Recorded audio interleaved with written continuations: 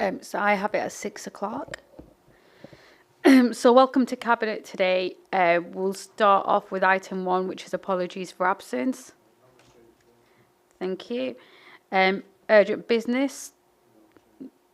Thank you. Declarations of interest. Does any member have an interest that they want to declare on any matter on the agenda? No? Okay, item 4, public question time. No questions received, thank you. Item 5, minutes of the Cabinet meeting on the 13th of November 2023. Does Cabinet agree those minutes of the Cabinet meeting held on the 13th of November to be accurate? Thank you. Then we'll go straight into item 6, which is Councillor Barbara Brownridge, Adult Social Care Strategy. Thank you, Chair. Well, as it says, this is a document reflecting the changes that have been happening in adult social care, which is now focused on early intervention and prevention to maximise independence and keep people out of long-term care. And the emphasis is very much on developing resilience of individual residents by working with those individual residents and receiving feedback from people who use the service, so we make sure that what we're delivering and asking is actually the right way to go. So this sets out the strategy of how we're going to do that, explaining the changes and setting out how we're actually going to go about that. And I think the main item is that there's going to be continued monitoring of the outcome, so we can go on checking that what we're doing is actually delivering what we're looking for. Very much in the background of our legal requirements to provide statutory services and the needs to comply with CQC. So all that's in it as well.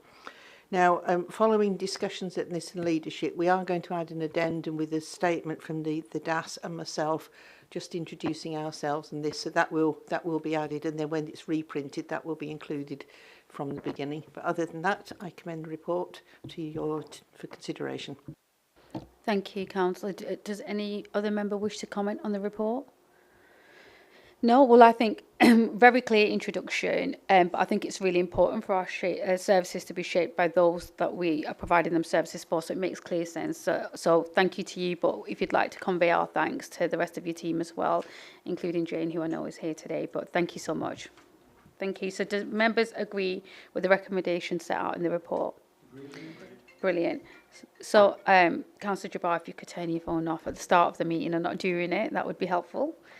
Item 7, again over to you, Councillor Barbara Brownridge, but this is Young People's Sexual Health and Substance Misuse Service. Yes, again, thank you, Chair. So this is an original contract that was given out 3 years ago with the option to extend it for 2 years and then a further 2 years. So we're now at the end of the 3-year period, so we want to get agreement to extend it for the first of those 2-year periods, on the basis that the service this contractor is supplying is doing really, really well. As you will see from the report, this has been quite a big issue in Oldham. The implications of poor sexual health and drug and alcohol misuse haven't been as good as, well, they've been as you might expect, I think it's fair to say. So this the fact we've got a provider who's actually giving really good advice and there are discernible benefits from it. We are happy to recommend that contract's extended for a further 2 years to allow that service to carry on without any gap or interruption.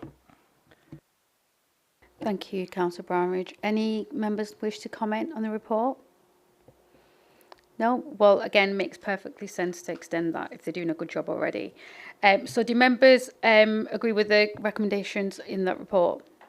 Yep. Thank you. So item 8 is Youth Justice Service Extension to Contract from the 1st of April 2024. Councillor Mushtaq.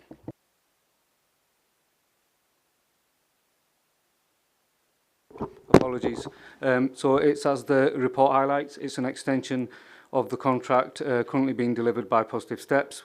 The contract expires on the 31st of March 2024, and the ask is to extend the contract from the 1st of April 2024 to the 30th of September 2024. It's a good service, good by Ofsted, and good delivery for our young people. So that's the ask from Cabinet. Thank you.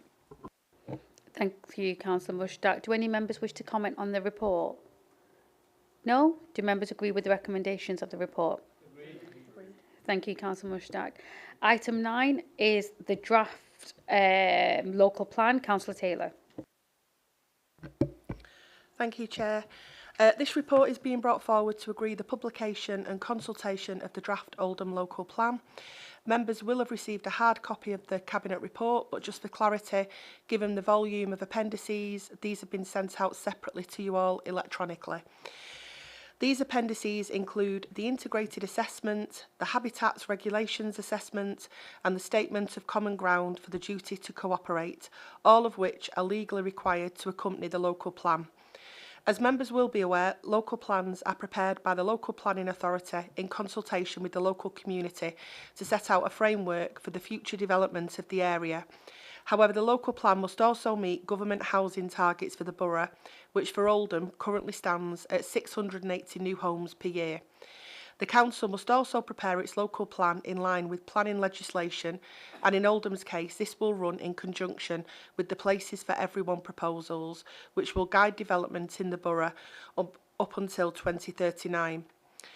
There are various stages in the production of a draft local plan, and Oldham Council is currently at the Regulation 18 stage. This follows on from the public consultation, which was carried out as part of the issues and options for a new local plan in the summer of 2021. Regulation 18 builds upon the comments received during this previous consultation, so the next stage of the process will offer residents a further opportunity to respond to and help shape the content of the local plan going forward. The draft local plan is designed to address Oldham-specific issues and is designed to support our ambitious regeneration and creating a better place programme. Therefore, we want to see as many residents as possible taking part in the consultation, so we will publish a public notice outlining the details of the draft local plan, and these documents will be readily available on the council website as well as at council offices and public libraries across the borough, or directly for anybody who has signed up to the local plan mailing list. If approved, the consultation will open in Jan 2024 and residents and stakeholders will have 6 weeks in which they can provide feedback. Thank you. Thank you, Councillor Taylor. Does any member wish to comment on the report? No? Do members agree with the recommendations of the report? Brilliant. Thank you, Councillor Taylor. Item number 10 is Treasury Management Half-Year Review Report 23-24. Councillor Jabbar. Sorry, item 10 is the Revenue Monitor and Capital Investment Chair. Item 11 is the next one. Oh, not on my agenda, but is it on yours? Yeah. Okay, sorry. So item 10 is the Revenue Monitor and Capital Investment. So over to you. Yeah, thank you very much, Chair. So, Chair, we bring this report on a regular basis to give you an update in terms of the revenue position of the council and the capital. So this one deals with the first quarter of the financial year to 30th of September. So as you'll see, it's quite a detailed report, but it does show quite a significant projected overspend for the financial year. So we're forecasting by the end of this financial year, £14.588 million will be overspent. Now, the report does detail where the pressure is coming from. It's mainly from Children's Services, 12.593 million. And then we've got Places and Economic Growth, 4.797 million. So that's the total. Now, Children's Services, as you know, Chair, that we've had a lot of demand come through the system. And also we've had massive increase in placement cost. As a result of those two elements, we're seeing this pressure. Incidentally, Oldham is not alone in terms of the overspend in this service. If you look at the Greater Manchester councils and other places, then we're seeing a significant overspend in each of the local authorities where they have responsibility for children. And then in terms of the spend in relation to place and economic growth, we are reporting today that 2.8 million of that projected overspend is for temporary accommodation. And again, Chair, what we're seeing is that a very large amount of people compared to last year is actually reporting homeless, and we have a responsibility, a legal responsibility to provide accommodation for them. And as a result of that, we're projecting a £4.797 million overspend. Now, on top of that, we're also seeing an increase in maintenance costs for our assets, which has gone really significantly high.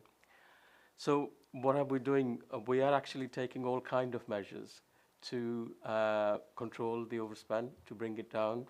And each directors, together with the cabinet colleagues, have been working to bring that down, including actually looking at recruitment. We've been now very, very careful to recruit to any vacancies that we've got. And we will only recruit where it's absolutely necessary. As well as any revenue spend that we've got, we're doing that. In relation to the capital expenditure, so you'll recall our annual budget for the capital spend for this financial year was over £100 million, but that's now been revised down to 76.59 million. And we can say that at the end of September, £33.7 million was spent, and we believe at the end of the year, especially the work that's going on in relation to creating a better place, we will achieve that expenditure. So obviously, Chair, there's a real issue about the revenue budget, and we are taking action, as you know, through our leadership meetings. We've discussed this also as part of our budget setting for next year. We've discussed this in detail. But I'm reporting at the end of the first 6 months of the financial year. Those are the numbers. I don't think there's any other key factors that I need to draw out, but obviously the report before you. I'm happy to answer any questions. And obviously, if we've got our new Director of Finance, Sarah Johnston, here, any technical questions, we'll answer it together. Thank you, Chair. Thank you, Councillor Jabbar. Does any member wish to speak on the report? No? Well, yeah, of course you can, yeah. Thank you, Chair. Just to come in very quickly, I think you've highlighted the pressures that we are facing as a local authority. We are not alone in that, but absolutely in my portfolio area, as you have highlighted, is the issue around increasing costs of a temporary accommodation. We are looking at that. We are looking at plans to mitigate, but the reality of that is, if the trajectory continues on the scale that we've seen in the last 12 months, then it's going to be very difficult to find any mitigating measures that can really offset that. And as you say, the fact that costs are going through the roof as well is just adding to that problem. But yeah, it's a very difficult time for local authorities. A lot of our services are demand-led, and it puts us on, a tremendous amount of pressure to make sure that we can provide and look after for our residents.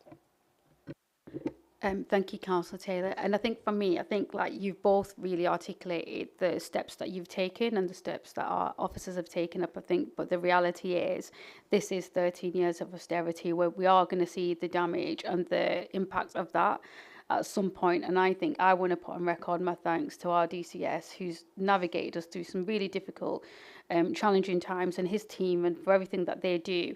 And similarly, Councillor Taylor, with your directorate as well, because it is really important. And we know housing is a massive, it's probably the biggest crisis that we've got in Oldham at the minute.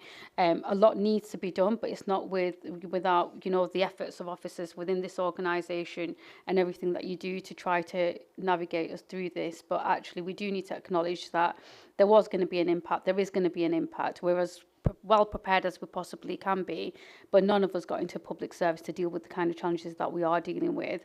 The autumn statement was disappointing. Children's services, like you said, we're not unique. Across the country, we see spend and overspend in children's services and adult social care, but nothing in the autumn statement that really reflected some, proper investment into those areas in the way that we need to protect the most vulnerable. So hopefully, with the change of government, we'll be more optimistic, but up until then, we'll continue to do our best. So thank you so much to everybody for doing what they do. So do members agree the recommendations of the report, or note the report? Yep. Thank you. So then item 11 is Treasury Management Half-Year Review Report. Councillor Jabbar. Yeah, thank you, Chair. So this report primarily deals with all the codes and the best practice that we have to follow in order to manage the council finances. I can say that in this report it's detailed, We're managing everything in line with the expectation from legislation point of view, from best practice point of view. This report has been to the audit committee, which has given a proper look at this. It is going to council on Wednesday. There's nothing else to add, just to give you the reassurance, Chair, that this is a very serious report.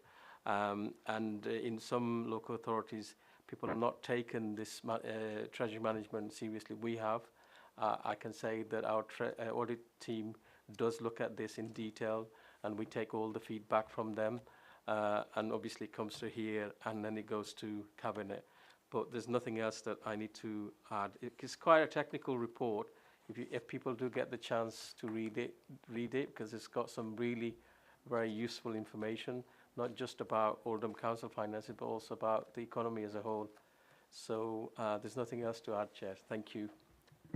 Thank you, Councillor Jabbar. Does any member want to comment on the report? No? Do you agree with the recommendations in the report? Thank you. So item 12 is exclusion of the press and public. Seconded. Thank you.